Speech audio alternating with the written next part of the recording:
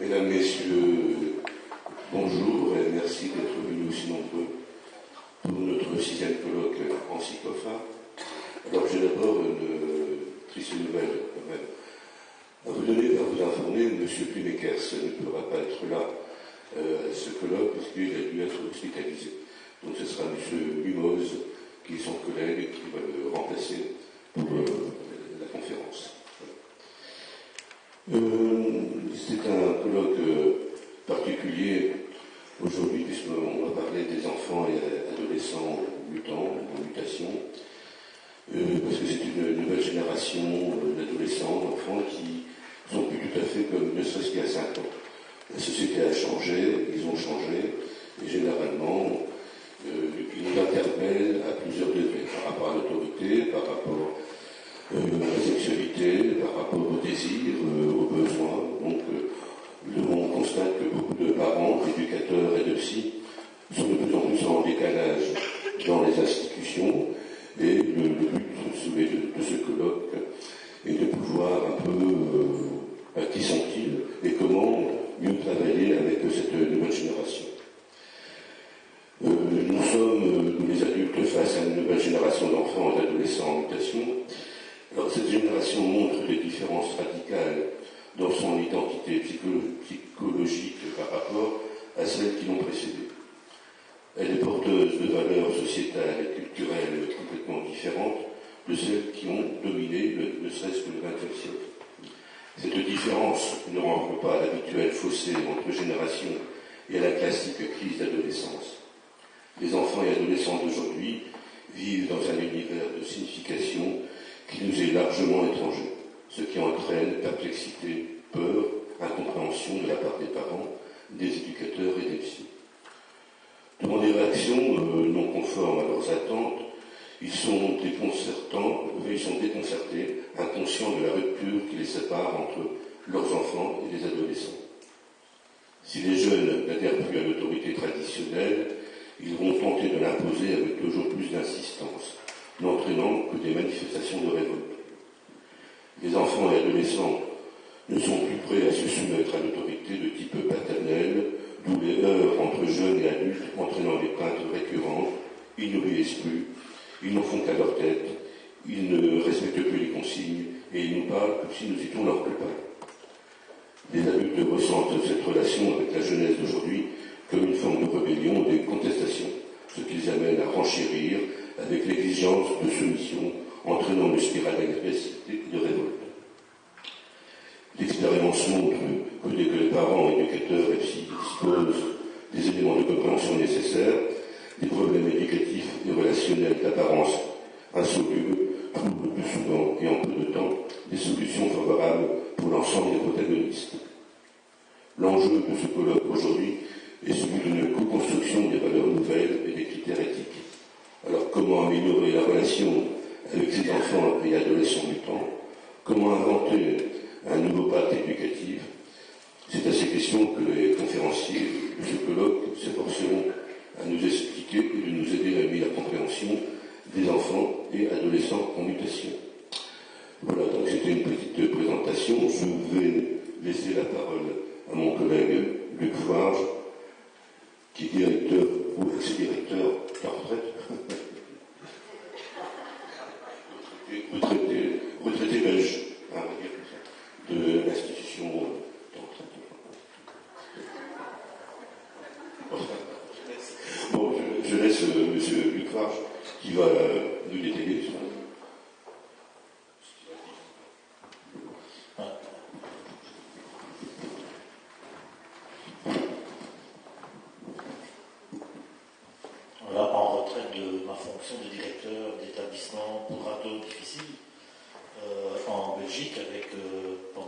ces années, on travaille avec des ados qu'on appelle aujourd'hui, pour ne plus les appeler des incasables, on les appelle aujourd'hui des jeunes en situation complexe.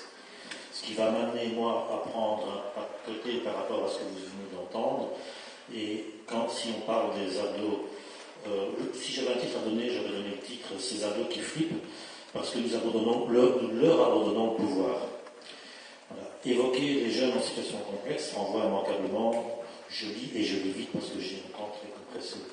Voilà. Si vous voulez la main, je ralentirai. Évoquer les jeunes en situation complexe renvoie immanquablement au statut d'incasable. L'incasabilité ne définit pas le jeune. L'incasable parle de notre difficulté à le faire rentrer dans les cases que nous concevons. Incasable parle de la difficulté que nous avons à tricoter à plusieurs des procédures, des accueils, une écoute susceptible d'apporter à ce jeune le contenant dont il a besoin. Refuser ce dont il a besoin pour se construire, c'est bien la définition de jeunes avec des troubles caractériels. Ces troubles qui épuisent les travailleurs sociaux, qui abandonnent aux jeunes la commande du siège éjectable. Et voilà qu'il poursuit ailleurs le shopping thérapeutique inefficace qui le conduit à le désigner comme incasable, et avec une rupture supplémentaire dans sa collection. Ces jeunes suscitent des mécanismes de défense dans les services. Ils atteignent les éducateurs, les thérapeutes dans des questions existentielles qui conduisent ceux-ci à proposer à coup de rapport de synthèse une xième réorientation parce qu'il ne prend rien. C'est tout bénéfice pour la pathologie des troubles de l'attachement que nous aidons ainsi à spécialiser. Devant cette force destructrice des liens, les professionnels ont à apprendre à tenir. C'est la clé de voûte d'un plan thérapeutique pour accompagner des jeunes qui manifestent des troubles d'attachement jusqu'à devenir patate chaude. La question de la contenance est posée. Dans le livre des ados difficiles qui s'organisent à Lille, j'aborde cette question dans la qualité des relations professionnelles mises en action dans une équipe de travail. En formation et en supervision d'équipe, j'aide à installer un processus d'intervision, cette qualité de rencontre qui aide l'équipe à devenir le premier tiers de chacun de ses membres, dans un concept de tiercité circulante. Une tiercité qui demande un changement de culture dans l'institution, qui doit cette contenance-là à son équipe, à son institution, et à son équipe et à son employé. Un engagement à donner, à recevoir de l'équipier, ce regard bienveillant sur ces instants où il pourrait bien s'abîmer dans la rencontre avec le jeune en quête de lecture, et par là devenir complémentaire à cette soif homéostasique, d'épanouir ces troubles de la personnalité et qui le rendent bien insupportable. C'est en tout cas comme ça qu'on parle de lui dans la cuisine. Il est donc question que ce qui se chuchote à la cuisine entre à voix haute dans la rencontre clinique et de passer ainsi de l'action éducative à la clinique éducative. L'accompagnement des jeunes en situation complexe se dessine donc du côté de la construction contenante à créer, du côté des encadrants, de l'éducatif aux soins en passant prioritairement par l'attention portée au personnel dans l'interdisciplinarité et dans interinstitutionnalité. Cela revient à installer une culture professionnelle dans laquelle, moi d'abord, est clé de voûte de la préoccupation première des services. Comme si la thérapie des jeunes en situation complexe se construisait davantage dans l'entre-deux ou dans l'entre-trois, 4, 5, 6, des professionnels, que dans la rencontre avec le jeune qui, lui, est dans un challenge pour gagner le rejet. Parce que, si loin qu'il remonte son expérience d'attention, c'est dans le rejet qu'il bénéficie le mieux de cette attention. Relisons les anamnèses, les parents sont très occupés, bien ailleurs, avec des compétences d'empathie très réduites. Depuis des années, j'anime régulièrement des rencontres entre parents d'enfants placés et des professionnels de l'enfance, mandatés dans des mesures de garde ou de surveillance.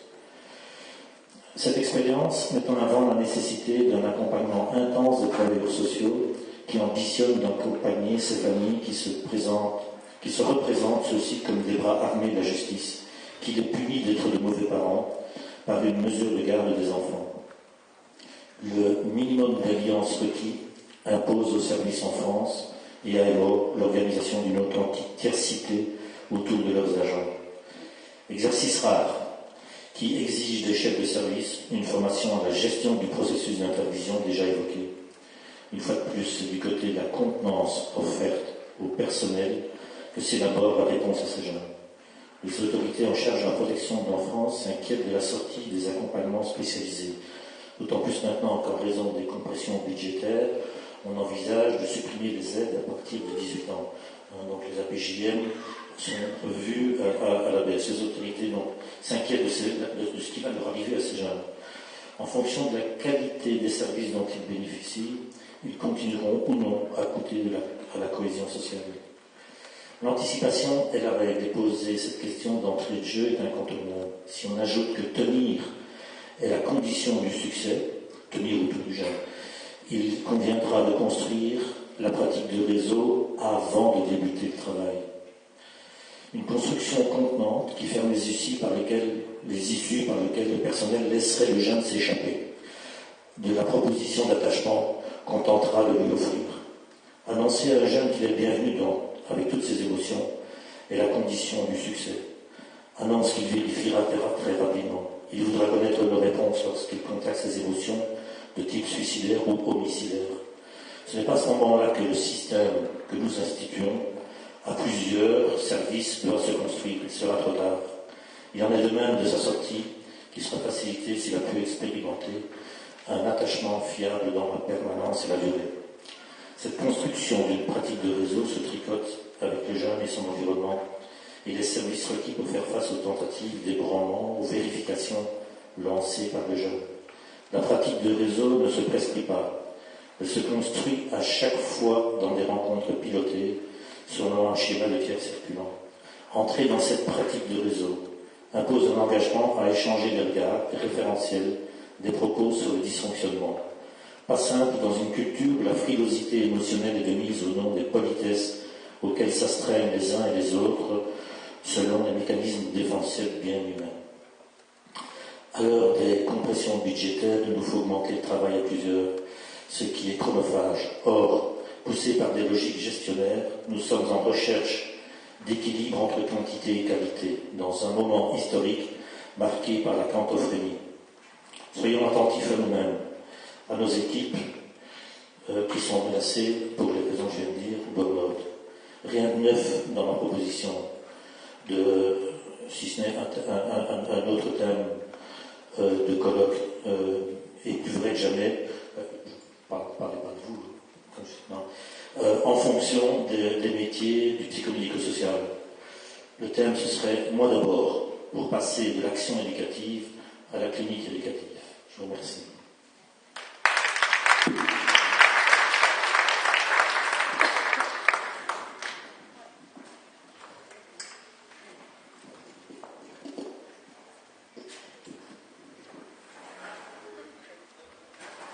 Alors, j'en appelle à la barre.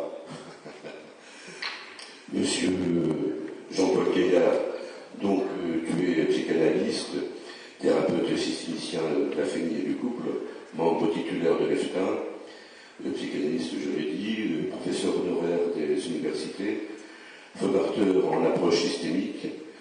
Donc tu travailles dans pas mal d'établissements médico-psycho-socio-éducatifs en France, en Suisse, en Italie et en Belgique.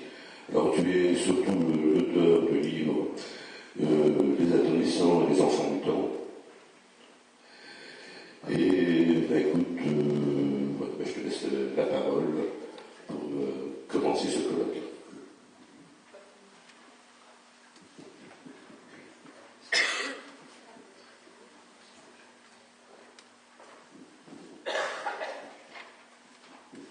Merci.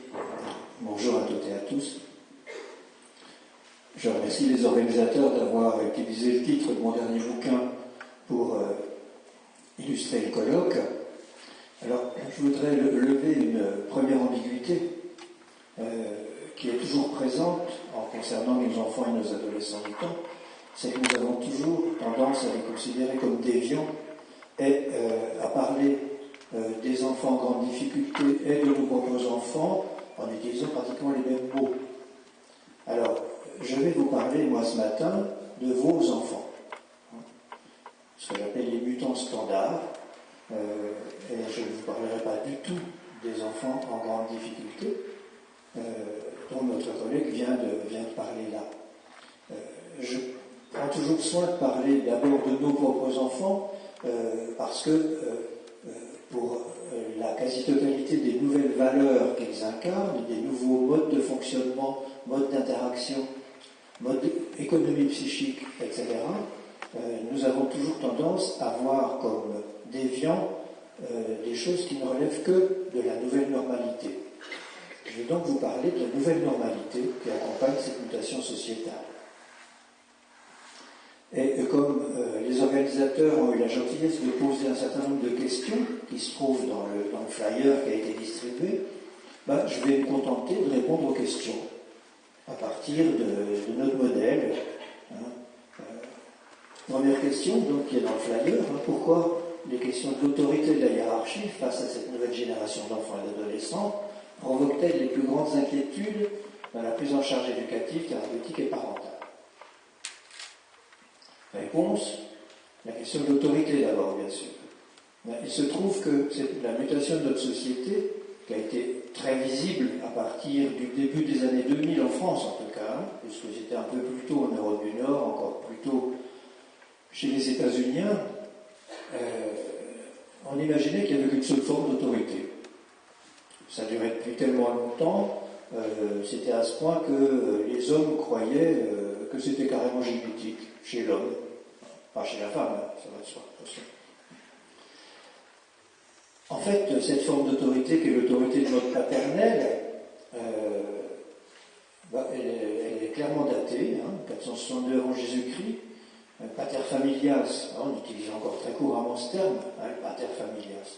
Pater familias, c'est un coup de force sur la femme et sur les enfants, à cette époque-là, puisque tout d'un coup, le père de famille avait droit de vie et de mort sur sa femme, droit de vie et de mort sur ses enfants, sur ses petits-enfants, et évidemment sur ses esclaves. Cette loi a duré jusqu'au IIe siècle de notre ère, et puis elle a été reprise rapidement, sans droit de vie et de mort bien sûr, par le religieux chrétien qui avait lui aussi besoin de soumettre les femmes et les enfants. Et donc il y a eu une sorte de continuum comme ça dans cette forme d'autorité fondée sur la menace. Puisque l'autorité de mode paternel, elle est clairement fondée sur la menace. Menace de punition, menace de rétorsion. Elle est fondée sur, aussi, on va le voir, sur l'interdiction de tout, à peu près par principe. Alors elle prescrivait la soumission, bien sûr, évidemment, la soumission de l'autre, la soumission des enfants, la soumission des femmes. Et puis un rapport tiers. Alors les éducateurs, en tout cas les plus âgés qui sont présents dans cette salle, je pense qu'ils se sont parfois entendus dire attention, mets du tiers. Alors mets du tiers, ça veut simplement dire arrête d'affectiver la relation, arrête d'émotionnaliser la relation. T'es pas là pour les aimer, t'es là pour leur apprendre à obéir. Ça a marché, mais ça ne marche plus du tout. Comme on n'est pas loin de la Belgique, effectivement, c'est une bonne illustration de ce que nous sommes, nous, les non-mutants, à savoir qu'ils peuvent faire ce qu'ils veulent, à la condition, bien sûr, que ça soit dans le cadre de ce que nous voulons bien qu'ils fassent. L'autorité aujourd'hui, et ça c'est un énorme problème pour les professionnels, mais aussi pour les parents, à l'heure actuelle, en tout cas, quand ils auront tous 30 ans, ça ne posera plus aucun problème. Aujourd'hui, nos enfants, et très tôt, dans leur enfance, ils ont autorité sur eux. L'autorité a migré sur l'individu avec, bien sûr, un certain nombre d'autres valeurs. Tout ça est très cohérent. Notre univers, l'économie psychique et relationnelle, les valeurs présentes au XXe siècle, depuis le XVIIIe siècle d'ailleurs, étaient parfaitement cohérentes, elles s'emboîtaient bien les unes dans les autres. Et les nouvelles valeurs, les nouvelles formes de fonctionnement sont tout aussi cohérentes. Il s'agit d'une machine sociétale qui montre une réelle cohérence. Et l'autorité sur soi, que les enfants d'aujourd'hui montrent dès le plus jeune âge d'ailleurs. Alors on fait intervenir dans les crèches depuis quelques années, parce que les dames de crèche elles ont du mal à savoir comment faire avec les gamins de 2 ans et demi. Quand je leur demande ce qui se passe, quand je leur demande de m'éclairer pour les aider, ils me disent « Regardez comme ils nous regardent ». effectivement, les gamins de 2 ans et demi nous regardent comme ça, à égalité. Ils nous montrent déjà des signaux d'égalité. Et c'est quelque chose de très perturbant. Et je leur dis, mais enfin oui, vous avez raison, elles regardent comme ça, mais et alors? Elles me disent, mais avant, elles ne regardaient pas comme ça. Je dis, regardez comment? Ils baissaient les yeux. Oui, parce que les yeux, bon, c'est une nouvelle valeur. L'égalité par principe, on va le voir, est une des nouvelles valeurs qui émerge avec cette mutation de société. Et ça prescrit la responsabilité personnelle, enfin, parce que ce n'était pas notre cas du tout, la responsabilité personnelle. Ça prescrit, on va le voir un peu plus loin, l'égalité de tous. Et une chose qu'on ne sait vraiment pas faire, ça prescrit évidemment, puisqu'avec des égaux, on ne peut pas donner d'ordre à un égal. On est bien obligé de négocier. Et négocier avec des enfants et des adolescents, ça c'est quelque chose qui nous faut d'urticaire. La hiérarchie, puisque dans la question des organisateurs, il y avait autorité et hiérarchie, la hiérarchie, là encore, il se passe une chose tout à fait passionnante, c'est que la hiérarchie verticale, la hiérarchie d'hier, celle qui nous anime encore aujourd'hui, nous bien sûr, quand on la modélise, on était obligé de remodéliser toutes les grandes machines sociétales, bien sûr. Et quand on la modélise, on voit quoi? À quoi elle sert? Elle sert à garantir un principe qui est le principe d'inégalité. C'est-à-dire que nos sociétés avaient besoin de produire des groupes inégaux pour fonctionner. C'est un mode de fonctionnement comme un autre. Et l'inégalité, elle se jouait à travers les différences. C'est-à-dire que toute différence pouvait devenir un marqueur hiérarchique. Différence de sexe, différence d'origine, différence de diplôme, différence d'âge, etc., etc. Et ce qu'on appelle le respect, et ça c'est une chose extrêmement importante, parce que c'est un outil pour tous les parents, pour tous les enseignants et aussi évidemment pour tous les éducateurs, c'est que le respect dans notre monde, à nous, c'était une danse de signaux d'infériorité face à des signaux de domination. Il suffit de mettre les personnes sous vidéo pour le voir de manière tout à fait implacable. Quand un supérieur hiérarchique et un inférieur hiérarchique se rencontrent, les signaux sont extrêmement bien visibles quand vous êtes sous vidéo. L'un montre corporellement, bien sûr, des signaux de domination, que voilà, et l'autre montre tout aussi clairement des signaux de soumission, que voilà. C'est-à-dire ça se joue en quelques centimètres de posture, sachant une chose que j'ai oublié de mentionner au début de ma conférence, c'est que pour environ 80% de notre communication au quotidien, elle est non verbale. C'est-à-dire on fait une énorme confiance à l'espace verbal, on est des grands bavards, j'en suis un évidemment, mais 75 à 80% de notre communication au quotidien est une danse, c'est de la communication non verbale, parfaitement réglée, sociétalement réglée. Et là, il s'agit bien d'une danse, ce qu'on appelle respect, une danse de signes de soumission face à des signes de domination. Et on est très habitué à ça. Selon les gens qu'on rencontre dans la journée, nous pouvons, chacune et chacun d'entre nous, émettre, quand c'est nécessaire, des signaux de soumission, 10 minutes après, émettre des signaux de domination selon l'autre personne qu'on va rencontrer. Ça ne pose aucun problème, c'est une machine parfaitement intégrée. Le problème, c'est que la hiérarchie aujourd'hui, c'est pas un scoop, parce qu'on en parle quand même depuis quelques années maintenant, elle garantit le principe d'égalité dans la différence. C'est-à-dire, quelle que soit la différence entre les individus, ils sont par principe égaux. C'est une valeur sociétale, ça ne veut pas dire que c'est déjà arrivé partout. Et le respect, et là, c'est un outil précieux pour les parents comme pour les professionnels. Le respect a changé de forme, c'est une danse complètement différente. C'est une danse entre égaux. Donc les uns et les autres émettent des signaux d'égalité. Et nos gamins de 2 ans et demi qui nous regardent dans les yeux émettent un signal d'égalité. Je suis ton égal. Ce qui est très encombrant pour les parents parce qu'ils ne savent plus comment les éduquer. On ne sait pas éduquer les égaux, alors qu'ils ont quand même besoin d'éducation. Ce n'est pas parce qu'ils sont par principe nos égaux qu'ils peuvent s'auto-éduquer. Le problème étant pour nous que ces deux machines hiérarchiques, elles sont parfaitement incompatibles. Et l'incompatibilité de ces deux machines est le principal moteur d'exclusion au collège. Vous savez toutes et tous que le collège a d'énormes problèmes, pose d'énormes problèmes à beaucoup de nos enfants et nos adolescents. C'est déjà descendu à l'école primaire d'ailleurs, cette affaire-là. C'est que nous attendons, il me semble que je l'ai mis après, voilà. Nous attendons d'eux des signaux, sans le savoir, parce que tout ça est une machine aveugle, c'est une machine corporelle. Nous attendons d'eux des signaux de soumission, aveuglément, et ils attendent tout aussi aveuglément que nous des signaux d'égalité. Et c'est le principal facteur d'exclusion au collège. Puisqu'on est dans le plus de la même chose de part et d'autre, bien sûr. Quelques exemples autour de cette danse hiérarchique et des difficultés qu'elle provoque de part et d'autre. Le arrête de parler comme si j'étais un copain. Ça, c'est intéressant. Je croyais que ça avait presque disparu, mais j'ai été obligé d'admettre que non. Non, ça se dit encore beaucoup. Et c'est tout à fait amusant parce que dans un premier temps, on se disait peut-être sont-ils un peu trop familiers avec les adultes, etc. etc.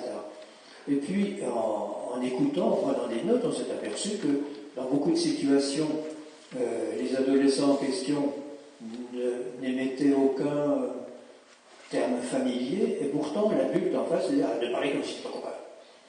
Et on s'est aperçu que c'était une affaire de mélodie. Ça, c'est très intéressant. Nous sommes sociétalement câblés pour trois mélodies. La mélodie inférieure, la mélodie égalitaire et la mélodie supérieure. Quand on parle à des égaux, on utilise la mélodie égalitaire. Quand on parle à un supérieur, on utilise la mélodie inférieure.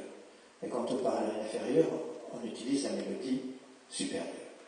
Et ces trois mélodies, en fait, on n'y prête aucune attention consciente, mais elles sont parfaitement intégrées. C'est-à-dire elles sont dans notre cerveau parfaitement câblées. Et ce qui fait démarrer les adultes autour de nous ne parle pas comme si c'était un copain, c'est que les gamins en question utilisent la mélodie égalitaire. Ils nous parlent avec la même mélodie que celle que nous utilisons entre nous. Et c'est complètement insupportable de la part de ces inférieurs hiérarchiques que sont les enfants et les adolescents, de notre point de vue. Enlève ta casquette quand tu me parles. Alors ça c'est intéressant aussi parce que il se trouve que le couvre-chef masculin, dans notre monde à nous, au XXe siècle, était un marqueur hiérarchique. Alors, vous voyez deux messieurs enchapeautés à l'extérieur, et l'un des deux enlève son chapeau pour saluer, on savait que c'était l'inférieur hiérarchique de l'autre. Et quand un gamin nous parle en gardant sa casquette sur la tête, c'est insupportable, parce que notre danse exclut qu'un inférieur hiérarchique puisse garder son chapeau sur sa tête pour parler à un supérieur hiérarchique. Et comme nous nous considérons toutes et tous comme des supérieurs hiérarchiques des gamins, enlève ta casquette quand tu me parles. Et le mot, il se demande ce qu'on lui veut, je peux vous dire. Je dis, mais qu'est-ce qu'il me veut avec ma casquette, quoi? Parce que la casquette mutante n'est pas du tout un marqueur hiérarchique. La casquette mutante, c'est un ornement.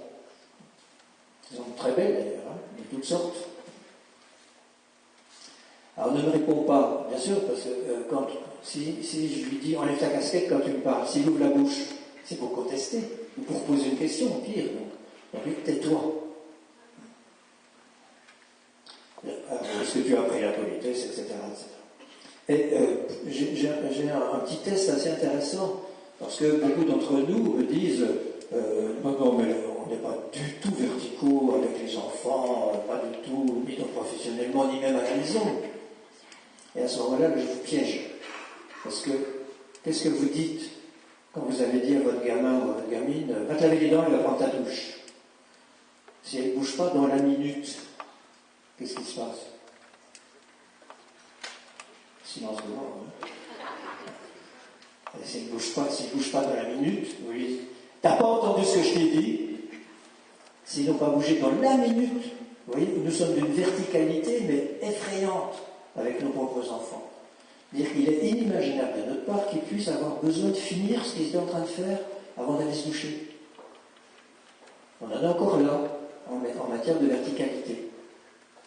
Donc c'est assez intéressant à se dire qu'effectivement on a pas mal de chemin à faire pour imaginer simplement que des enfants et des adolescents puissent être par principe nos égaux.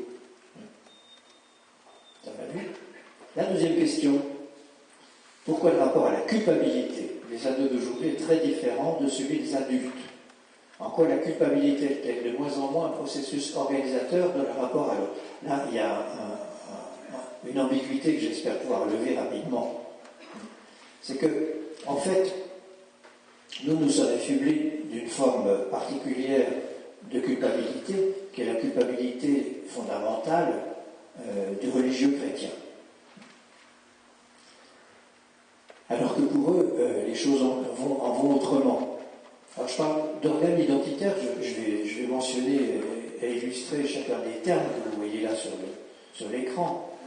Je parle d'organes identitaires pour une raison importante et toute simple, c'est que il y a un continuum, une solution de continuité entre identité et organisme. C'est-à-dire qu'entre nos identités et notre organisme, il n'y a pas d'espace. Si nos identités sont sévèrement attaquées, nous tombons malades physiquement. Si nos identités sont détruites, nous mourrons physiquement. Alors ça, c'est important à ne pas oublier, surtout qu'aujourd'hui, nous avons le sentiment que les enfants et les adolescents d'aujourd'hui attaquent nos identités, ce qui nous rend agressifs vis-à-vis d'eux. Et ils ont évidemment le même sentiment à notre encontre. Ils ont le sentiment que nous attaquons en permanence leurs identités, ce qui peut les rendre agressifs vis-à-vis de nous. Alors, appartenance, individualisation, parce qu'individuation, ça continue, c'est un élément de l'appartenantiel. Nous, nos identités, elles sont mode appartenantiel. Ça veut dire que ce sont nos groupes d'appartenance qui décident de nos identités à la seule... si nous savons, bien sûr, pratiquer les rituels d'appartenance. Si on sait pratiquer les rituels d'appartenance, un groupe d'appartenance est confortable, parce qu'il nous dit qui nous sommes, il nous dit où nous allons, il nous dit comment nous devons nous comporter les uns avec les autres, et il nous dit comment nous devons nous comporter avec ceux qui ne sont pas de nos groupes d'appartenance. Donc c'est un côté très confortable, pas très responsable, il faut bien dire ce qu'il y a. Mais si on ne sait pas pratiquer les rituels d'appartenance dans un groupe où nous entrons, ce groupe nous vire très rapidement. L'appartenantiel fabrique du racisme, fabrique de la xénophobie. L'appartenantiel aujourd'hui, je dois dire, la machine appartenantielle a régulé l'univers humain depuis des millénaires. Il semble qu'elle soit devenue folle aujourd'hui. Au XXe siècle, la machine appartenantielle a fait 100 millions de morts, au minimum. Et depuis le début du XXIe siècle, elle en a fait déjà quelques millions. Donc, c'est très très rassurant de savoir que nos enfants sont devenus des êtres individualisés, c'est-à-dire qu'ils ne sont plus prisonniers des barrières appartenantielles, ils peuvent être eux amis avec n'importe qui dans le monde.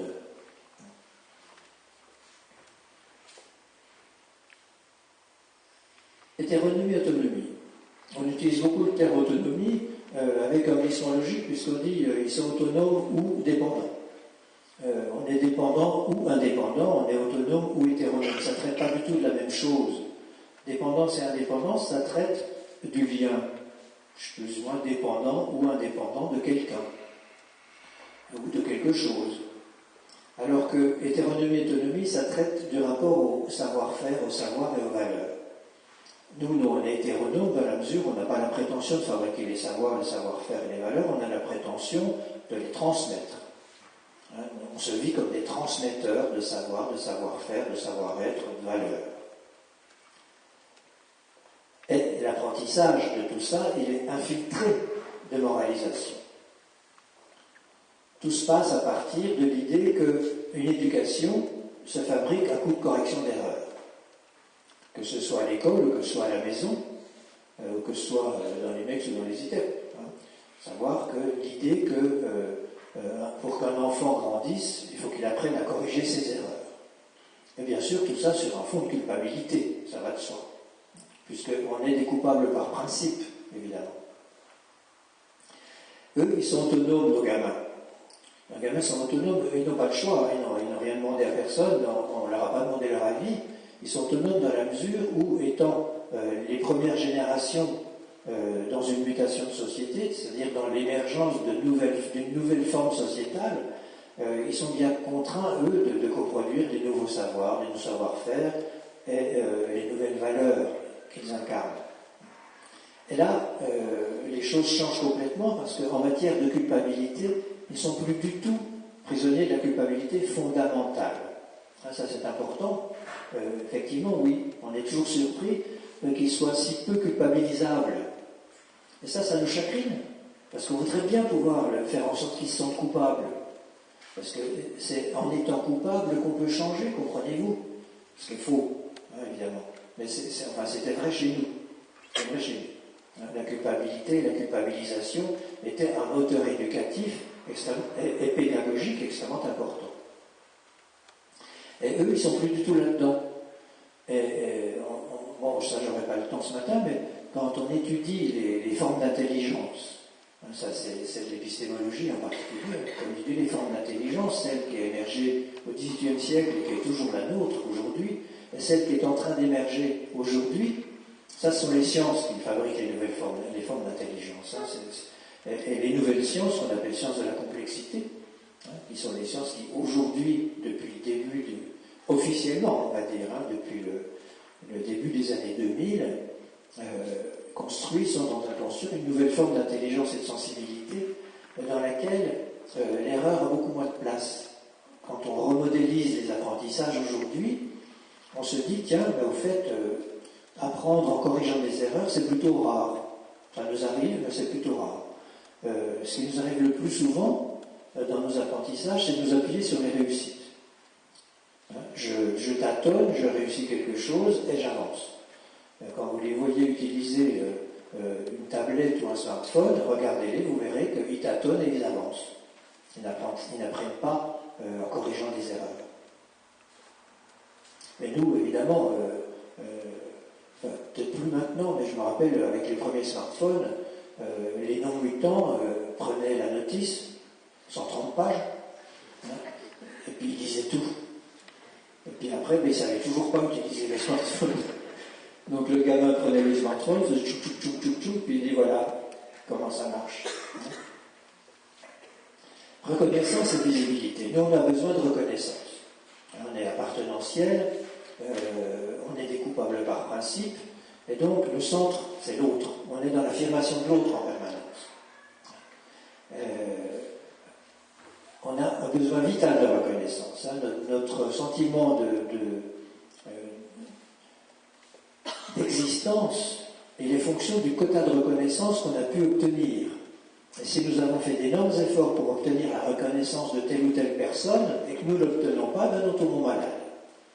Hein, ce quota est vital pour nous. Alors, il s'agit effectivement de chercher à se glisser dans le désir de l'autre, hein, de le satisfaire.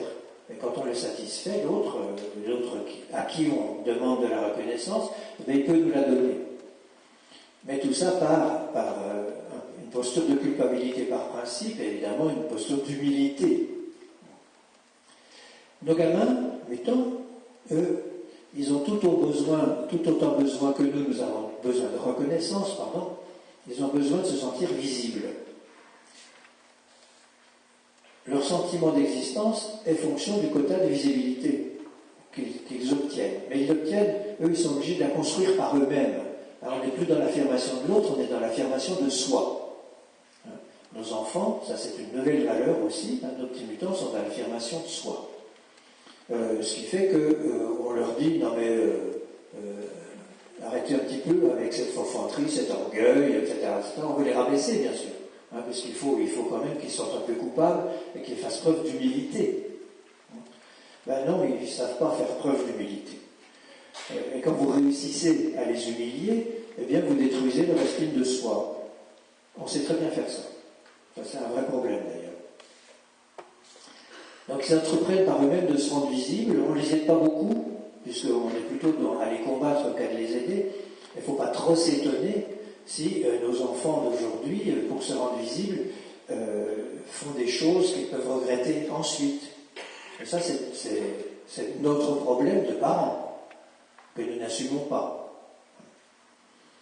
Et ils sont dans l'affirmation de soi, et le terme qui va avec, on a eu bien du mal à le trouver, parce que, et en fait ça colle bien. Le terme assertivité, c'est un vieux terme en fait.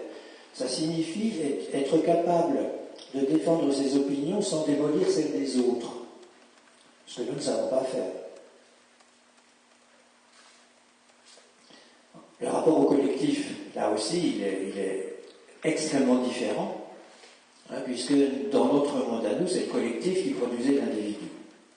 L'unité de base, c'était le groupe. Les éduques qui sont présents dans cette salle en savent quelque chose. L'unité de base, c'est le groupe. S'il y a des enseignants, c'est la même chose. L'unité de base, c'est le groupe classe. Il y a le groupe éducatif et le groupe classe. Et dans ces groupes, il est clair que l'individu ne doit pas se manifester en tant qu'individu.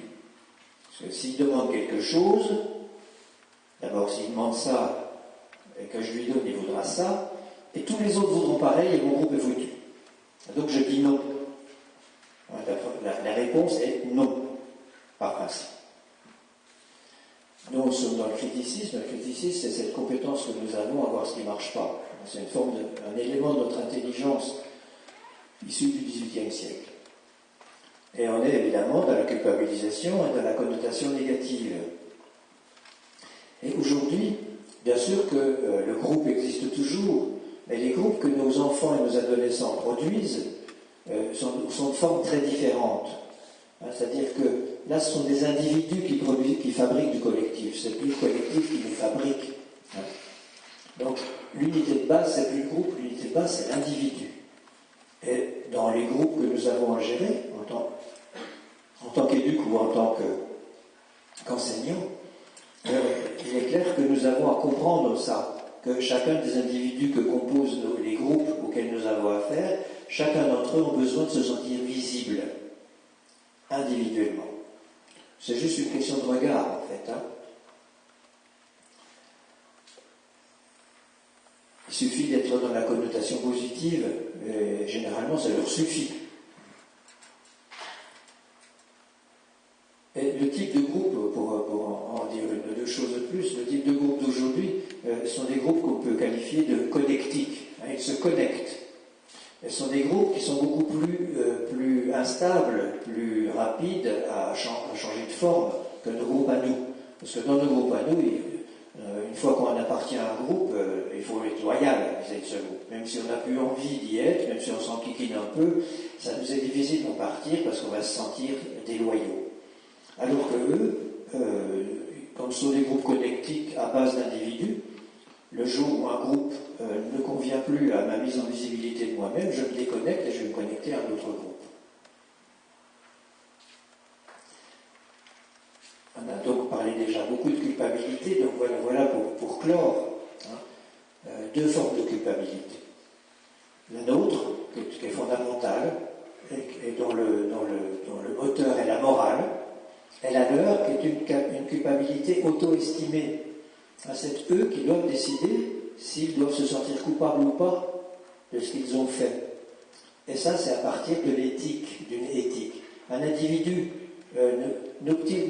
quand les vieux disent la morale fout le camp, ils ont raison. Mais ce qu'ils n'ajoutent pas, c'est qu'une nouvelle forme d'éthique est à l'œuvre chez chacun de nos enfants, à la condition qu'on les y aide un peu. Parce qu'un bambin de 2 ans et demi à 4 ans peut difficilement produire tout seul une éthique socialement potable si ses parents ne l'y aident pas. Et nous, on a du mal parce qu'on a du mal à s'adresser à nos enfants sans les moraliser. Et si vous moralisez, vous êtes en dehors d'une réflexion éthique, bien sûr. Donc la culpabilité fondamentale, on l'a héritée du religieux chrétien, rappelez-vous, Adam et Ève. Adam et Ève. Et donc, c'est ce qui fait que les rituels éducatifs et pédagogiques sont tous fondés sur l'idée de faute. On parle toujours de faute d'orthographe, ce qui est un comble. C'est vraiment un comble au niveau du vocabulaire. Parler de faute d'orthographe. Si on parlait d'erreur d'orthographe, oui. Mais là, quand on parle de faute, on est dans la morale. Et donc, on est dans une moralisation permanente.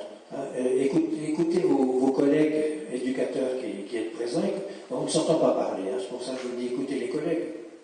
Et, vous verrez que chaque fois qu'un éduc s'adresse à un gamin, il lui fait la morale. Chaque fois qu'un enseignant s'adresse à un gamin, il lui fait la morale. On est des moralistes invétérés. Ce qui ne marche plus du tout avec les gamins d'aujourd'hui. Puisque ce sont eux qui doivent évaluer personnellement le degré de manquement à ce qu'on peut appeler la vertu sociale. La vertu sociale, c'est le rapport à soi, le rapport à l'autre, et le rapport à la planète, tout simplement. Donc, nous, on est dans tu feras pas, la morale. Et eux, ils sont dans je ferai pas, l'éthique. Le problème, c'est que pour la morale, il suffit de se soumettre. Il ne faut surtout pas penser. Si vous vous mettez à penser la morale, là, il y a déjà un verre dans le fruit. La morale, il ne faut pas la penser, il faut obéir, point. Le problème, c'est que pour l'éthique, c'est l'inverse. On ne peut pas construire une éthique socialement potable sans penser, sans acquérir suffisamment de logique. Regardez cette très jolie formule-là. L'éthique consiste à acquérir, à travers la pratique, les aptitudes délibératives, émotionnelles et sociales qui nous rendent capables de mettre notre compréhension générale du bien-être en pratique. C'est Aristote qui a donné cette définition. Elle est absolument superbe. Vous voyez que tout ça fonctionne à travers des compétences qu'on a à acquérir, des compétences délibératives, à savoir penser, émotionnelles, à savoir évaluer ma relation émotionnelle à l'autre et à moi-même, et sociale. Ce qu'il appelle la compréhension générale du bien-être en pratique, c'est le bien-être commun, bien sûr, c'est pas mon bien-être. On ne peut pas construire une éthique socialement potable sans penser. Ça, c'est un vrai problème pour nous parce que dès que nos enfants savent parler, il serait nécessaire d'entrer en conversation avec eux autour de... Parce que l'éthique, c'est pas quelque chose d'absolument extraordinaire. C'est qu'est-ce que je fais de moi, qu'est-ce que je fais de l'autre. C'est comme ça que ça commence. C'est quoi l'amitié, c'est quoi l'amour, c'est quoi le rapport à l'autre, c'est quoi le rapport à moi-même.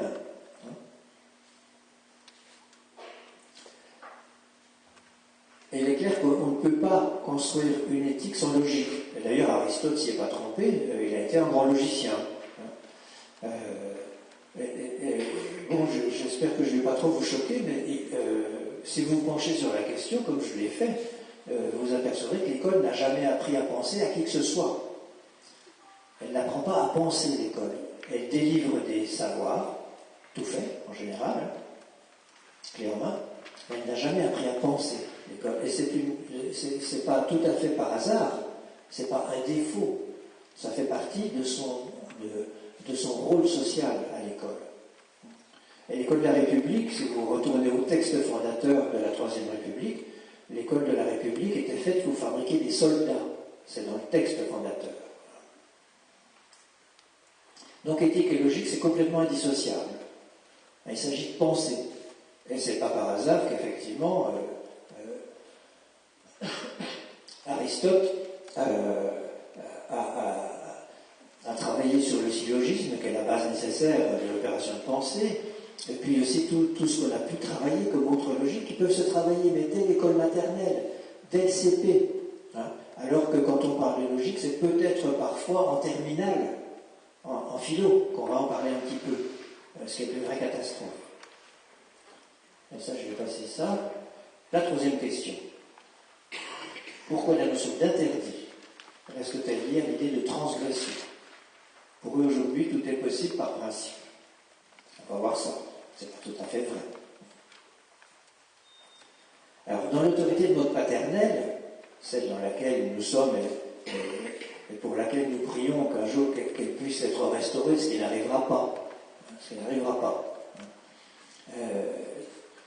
Donc, dans cette forme d'autorité, tout était interdit sauf ce qui était autorisé. Dans un monde où tout est interdit sauf ce qui est autorisé, le seul moyen de survivre, c'est la transgression. Si vous ne pouvez pas transgresser, vous êtes fichu. Parce que vous êtes quelqu'un qui devient une petite machine triviale. Si vous ne faites qu'obéir à ce qui est expressément autorisé dans votre vie, vous ne pouvez pas développer votre intelligence, vous ne pouvez pas développer votre sensibilité, vous êtes une pauvre chose. Donc, la transgression était nécessaire. Et nous l'avons utilisée beaucoup, et nous continuons, bien sûr, à l'utiliser, quoi qu'on en dise. Et on continue à l'utiliser comment? Avec cette superbe petite phrase, fais comme je dis, pas comme je fais. Ça, c'était génial, parce que c'était totalement irresponsable, on est bien d'accord. Mais c'était génial parce que ça nous permettait de ne pas donner l'exemple aux enfants. Ça nous permettait de continuer à transgresser tout au long de notre vie, tout en disant aux enfants, attention, tu fais comme je dis, tu écoutes ma morale, tu ne me regardes pas faire. Parce que s'il me regarde faire, évidemment, ça c'est un vrai problème. Parce que s'il me regarde faire, il me voit dominer, humilier, fumer, boire, transgresser le code de la route, injurier les autres automobilistes, critiquer les voisins, tricher, regarder du porno, réinspecter, jeter nos mégots de papier par terre, etc., etc. Donc il ne faut pas qu'il nous voit faire ça. Le problème, c'est que nos gamins mutants, ils nous regardent faire. Le fait comme je dis et pas comme je fais, ça ne marche plus avec eux. Et c'est un énorme problème sociétal. Parce qu'on n'est pas du tout prêt à donner l'exemple à qui que ce soit. Nous, on veut continuer. On veut continuer à faire tout ce qu'on aime faire. Et ils nous regardent, et comme ils nous voient, pour eux, apprendre, ça se fait avec du plaisir. C'est-à-dire les apprentissages chez nos petits mutants, pas d'apprentissage sans plaisir. Le jour où les enseignants auront compris ça, ce seront des enseignants heureux. Les parents aussi, d'ailleurs. Ils cesseront de se pourrir la vie avec les devoirs à la maison, à hurler, à faire pleurer leurs mômes, etc., etc. Ça marche de moins en moins, bien sûr. Ils nous regardent, et ce qu'ils nous voient faire avec plaisir, ils le font. C'est pour ça que la première cigarette, le premier pétard, le premier porno, la première cuite, c'est descendu de 5 ans en moins de 10 ans. Aujourd'hui, le premier porno, c'est 9 ans et demi en moyenne. Il va falloir vous réveiller, parents, là. En matière de sexualité et d'éducation sexuelle, on va en parler aussi, bien sûr. Donc notre problème, c'est ça, c'est quoi? Comment on fait avec ça? Comment on fait avec ça? Parce que, bien entendu, comme on ne se voit pas agir. Donc c'est les enfants qui font ça. C'est pas nous. Toutes ces incivilités-là, parce que tout ça, ce sont des incivilités, ça va de soi. C'est les enfants, les adolescents qui sont des grands incivils. C'est pas nous du tout. Et tous les borduriers qu'ils utilisent, mais pas de ça chez nous. C'est pas chez nous qu'ils ont appris ça. Et là-dessus, je piège toujours les pères avec ça. C'est-à-dire, quand les pères me disent non, quand même, mais où a-t-il appris ces borduriers? Et là, je leur dis,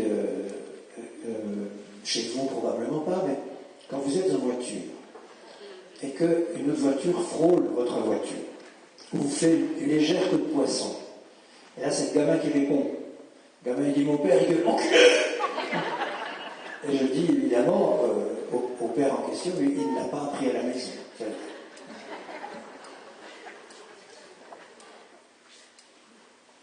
Alors, c'est vrai que dire que tout est interdit sauf ce qui est expressément autorisé, soutenir ça, c'est stupide. Dire tout est possible, c'est tout aussi stupide. Effectivement, rien n'est socialement possible à partir de ces deux assertions. Elles sont intenables sociétalement. Puisque la première a besoin de la transgression comme régulateur du tout interdit, et puis la deuxième a besoin d'une éthique socialement potable comme régulateur du tout est possible. La quatrième question, le rapport besoin-désir. Ça, c'était un grand problème pour les psychanalystes. Je me souviens du moment d'angoisse intense de mes collègues psychanalystes, quand ils se sont aperçus, et ce sont les psychanalystes qui se sont aperçus en premier, au début des années 2000, de la disparition de l'autorité de mode paternel. Pour une raison évidente, c'est que la psychanalyse s'était organisée autour d'un symbolique paternel et de l'autorité de mode paternel. Donc ils ont été les premiers à constater cette disparition, puisqu'ils y étaient les plus sensibles, avec un affolement certain. Et puis on s'est mis au travail. On s'est mis au travail, bien sûr. Charles Melman, qui est un de mes vieux contrôleurs d'il y a 40 et quelques années, avait écrit un petit bouquin qui s'appelait L'homme sans gravité, inquiet, mais où il parlait de la mutation. Il parlait de nouvelle économie psychique, il parlait de mutation, etc. Il avait bien vu ce dont il s'agissait. Et puis le vieux Charles, j'ai travaillé avec lui 2 ou 3 fois ces années dernières, dans un petit groupe de réflexion où il y avait aussi un philosophe qui s'appelle Marcel Gauchet. Et le vieux Charles m'a dit, il y a 2 ans de ça, je ne suis plus du tout inquiet pour cette jeunesse parce que j'ai appris à voir ce qui émerge à la place de ce qui disparaît. 85 ans, on peut faire pareil quand même. Hein. On peut essayer de voir ce qui émerge à la place de ce qui disparaît plutôt que de pleurer sur ce qui disparaît. Et à partir de là, on n'est plus inquiet, on est même plutôt emballé. Parce que les nouvelles valeurs sont vraiment pas pires que les nôtres. Alors, besoin-désir, pourquoi les enfants et adolescents en mutation c'est donc besoin immédiat? En quoi deviennent-ils de plus en plus intolérants à la frustration? Ah, frustration, ça c'est géant. Ah, ce terme, c'est génial. Hein, ils ne tolèrent plus la frustration. Frustration. Alors, tout ça, c'est l'histoire du rapport aux objets, évidemment. Et nous, alors là, je vais jargonner un tout petit peu psychanalytique. Nous, on est des sujets divisés. La Spaltung, cher à Freud, que Lacan avait repris. Sujet divisé. Et ce qu'on appelle la castration symbolique, c'est le moment où l'enfant entrait, puisque c'est fini, dans l'espace d'autorité et de symbolique maternelle, c'est-à-dire est séparé de l'univers maternel qui comprend l'ensemble des choses. Et la castration symbolique, elle définit tout objet sans exception comme définitivement frustrant. Tout objet est définitivement frustrant. Puisque aucun objet n'est capable de combler le manque fondateur de ce qu'on appelle un sujet désirant. Un sujet désirant, c'est quelqu'un qui est fondé sur ce manque et qui est censé supporter la frustration. Nous, on est censé supporter la frustration. On est des gros menteurs, parce qu'on ne la supporte pas plus que nos enfants. Et on est des consommateurs effrénés. Alors là encore, c'est pas nous, c'est eux. C'est nos enfants qui sont des grands consommateurs, c'est pas nous. Nous sommes des complices actifs du consumérisme ambiant. Nous l'avons co-fabriqué. Le sujet désirant a co-fabriqué le consumérisme. Parce qu'il a besoin de chercher éperdument un objet, en psychanalyse on appelle ça un objet érotisable, l'objet qui va combler mon manque. Alors je cours, j'achète, je me dis c'est celui-là, là je vais me sentir mieux quand j'aurai cet objet. Puis je l'achète, c'était pas le bon. Donc je continue à courir. Mais là-dessus, Lacan a bien modélisé le fait qu'aucun objet n'est susceptible de combler le manque. C'est un sujet désirant. Et il appelait ça l'objet petit a. Et nos gamins, ils ne sont plus des sujets divisés. Ils ne sont plus des sujets désirants. Ils sont des individus compacts. Ça, c'est un terme que j'ai piqué à Charles Melman. Individu compact. Le besoin à la place du désir.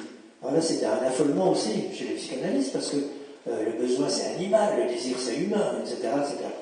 Et en fait, bon, on s'est aperçu qu'on est allé un peu loin en matière de rapport animal-humain. Et puis, si on se met à réfléchir, on s'aperçoit que le besoin identifie ces objets. Elles sont satisfaits, cycliquement. Elles sont satisfaits. Et ça, c'est quelque chose d'important à retenir. Parce que ça nous donne l'idée toute simple que nos enfants et nos adolescents sont prêts à vivre une économie de décroissance. Parce qu'eux, ils peuvent se satisfaire d'objets.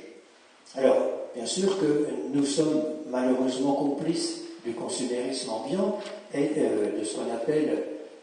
Je vais boire un petit peu d'eau. De ce qu'on appelle les capteurs d'attention. Alors, excusez-moi, je vais vous poser une question et vous demander de réagir. Qui sait ce qu'est un capteur d'attention? Vous pouvez me faire un petit geste, ceux qui savent.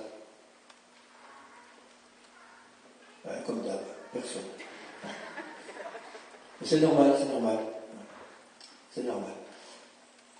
Il y a très peu de gens qui travaillent sur les capteurs d'attention et il est tout à fait normal que leurs travaux n'apparaissent pas au grand jour. Les capteurs d'attention, c'est ce que la grande machine marchande fabrique pour capter l'attention de nos enfants et en faire des consommateurs. Le problème, c'est que les capteurs d'attention sont très efficaces. Les gens qui fabriquent ça ont bien compris ce que c'est qu'un mutant et ils savent utiliser les bons capteurs pour les attirer. Je vous donne un seul exemple. Nos enfants, donc, vous avez remarqué, ils ont autorité sur eux. Ils sont individualisés. Ils sont autonomes. À partir de là, il est évident qu'ils veulent qu'on les prenne comme ils sont, eux. Je veux qu'on me prenne comme je suis.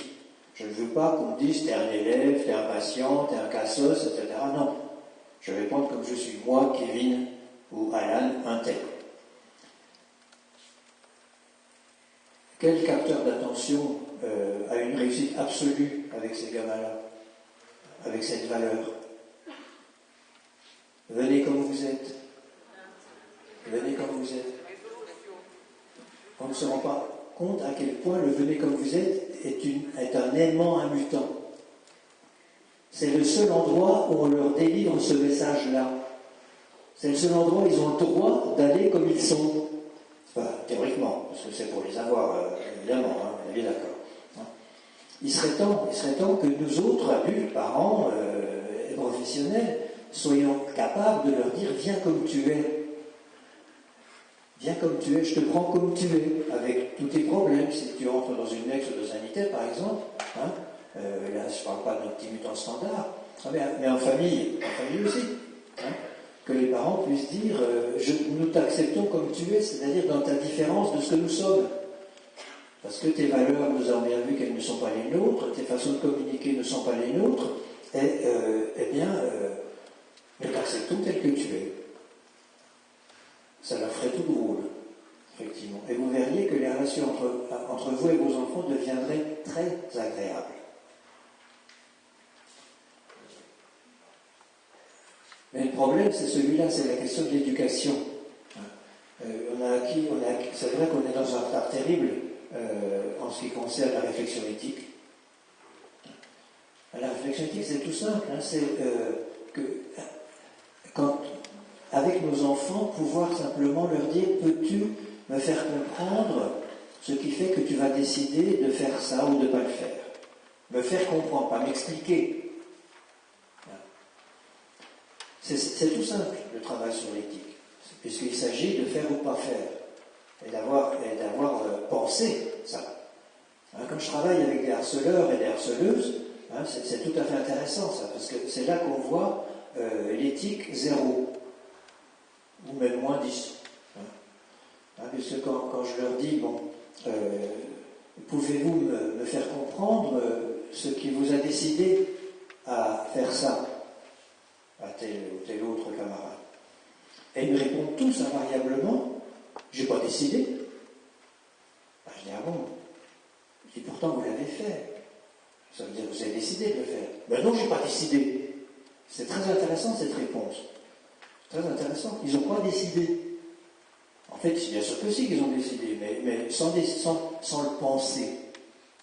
C'est-à-dire qu'ils l'ont fait sans le penser. Et c'est très intéressant de voir la difficulté qu'ils ont à entrer dans un espace de pensée et à se dire « Ah, si je fais ce que j'ai décidé de faire, et comment ai-je pu décider ça sans le penser, et comment ai-je pu faire du mal à l'autre sans me poser la moindre question sur le mal que je lui faisais, alors que je le savais, évidemment. » C'est un chemin difficile. Ça ne se joue pas en quelques minutes, je peux vous dire. Donc, réflexion éthique, c'est une urgence. Et les nouveaux rituels éducatifs aussi, c'est une urgence. Parce que les rituels éducatifs, dans une société donnée, tous les parents standards, on va dire, parents normaux, tous les parents standards partagent les mêmes rituels éducatifs. C'est ce qu'on appelle la personnalité de base dans une société. Les mêmes façons de se comporter, d'exprimer ses émotions dans les situations typiques. Une situation typique, c'est par exemple les rituels d'éducation de nos enfants.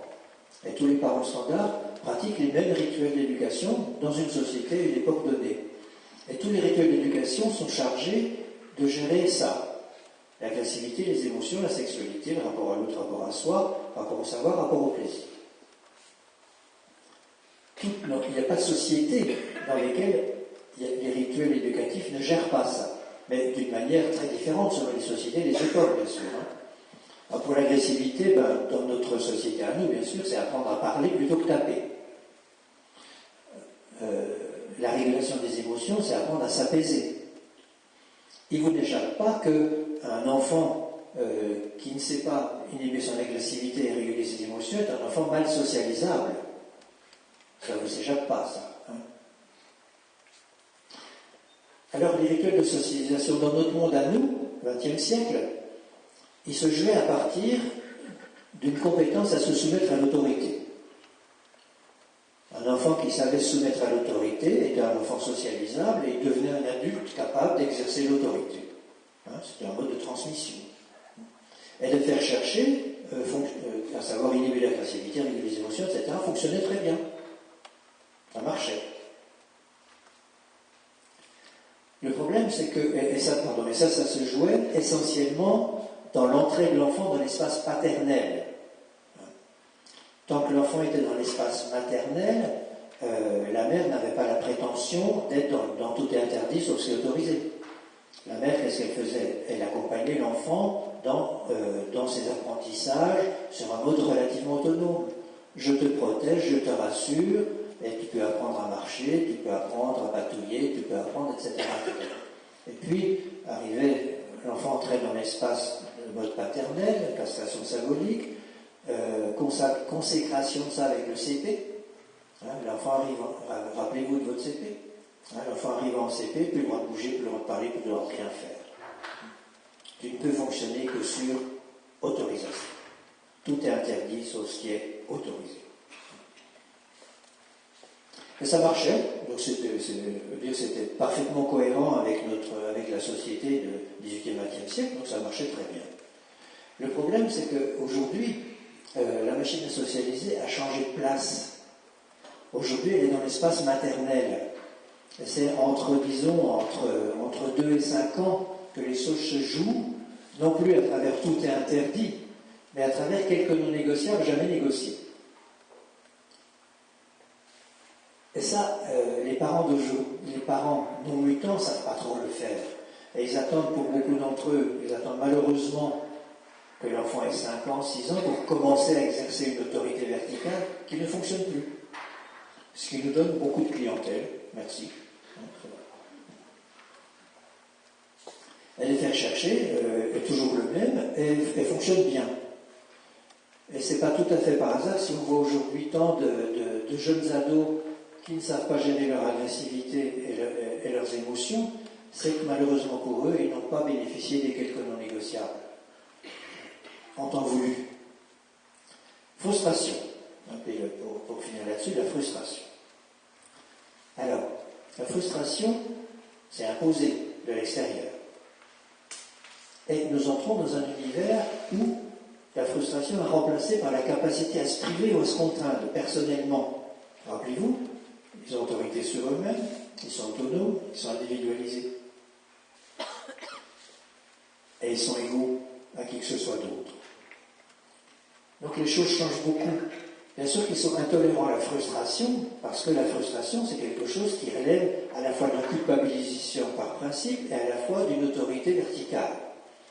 Le module soumission à l'autorité verticale, ils l'ont plus. Faudra s'y faire. Ce module-là, il n'existe plus dans leur tête. Donc la frustration, ils ne la supportent pas. Mais ça ne veut pas dire qu'ils ne savent pas se priver ou se contraindre. C'est une affaire de contexte. Puisque la frustration, elle passe par la soumission à une autorité extérieure, verticale, elle subit la frustration. Elle passe par le défilé de la moralisation. Alors que les gamins d'aujourd'hui, eux, à condition qu'on les ait aidés à consommer une éthique à peu près potable, bien sûr, il s'agit pour eux de la capacité à se priver, à se contraindre. Et là, on est encore dans une décision personnelle. On est dans le cadre de l'autorité sur soi. Et ça passe par une réflexion éthique et par la coopération. Alors, nous, entre égaux, quand on a besoin de l'aide d'un égal, On ne lui donne pas d'ordre. Si vous avez besoin qu'un collègue vienne vous aider à déménager, vous ne lui dites pas « dimanche matin à 8h30, ils vont chez moi ». Parce que c'est le ton que vous utilisez pour dire à vos enfants « va prendre ta douche ». Ça, c'est le ton supérieur. C'est le ton qui donne des ordres. Et évidemment, vous ne parlez pas à un égal comme ça, parce qu'il ne serait pas là à 8h30 en bas de chez vous, évidemment. Donc avec les égaux, vous négociez. Et la négociation, on va voir que c'est la base d'une nouvelle éthique de coopération. Nous, on baigne dans un univers où la compétition est omniprésente. La nouvelle valeur qui est en train de remplacer la compétition dans cette mutation de société, c'est la coopération. C'est pas génial, ça? C'est une valeur superbe. Regardez autour de vous, il y a plein de petites machines coopérantes qui s'installent à droite, à gauche, comme ça. Aucune n'est officielle, évidemment. Et quand elles s'officialisent, c'est simplement parce que la machine marchande les a récupérées. Par exemple, BlaBlaCar. BlaBlaCar, c'est une petite machine à coopérer. Et puis il se trouve que Total, l'entreprise Total, vous savez, le pétrole, s'est aperçu que c'était intéressant de racheter BlaBlaCar et de faire de la pub pour BlaBlaCar parce que ça ramène les jeunes sur la route. Parce que les jeunes, ils prenaient trop le train pour Total. Donc Total s'est dit, je vais utiliser cette machine à coopérer pour ramener les jeunes sur la route. Ça marche, ça reste une machine à coopérer, on est bien d'accord.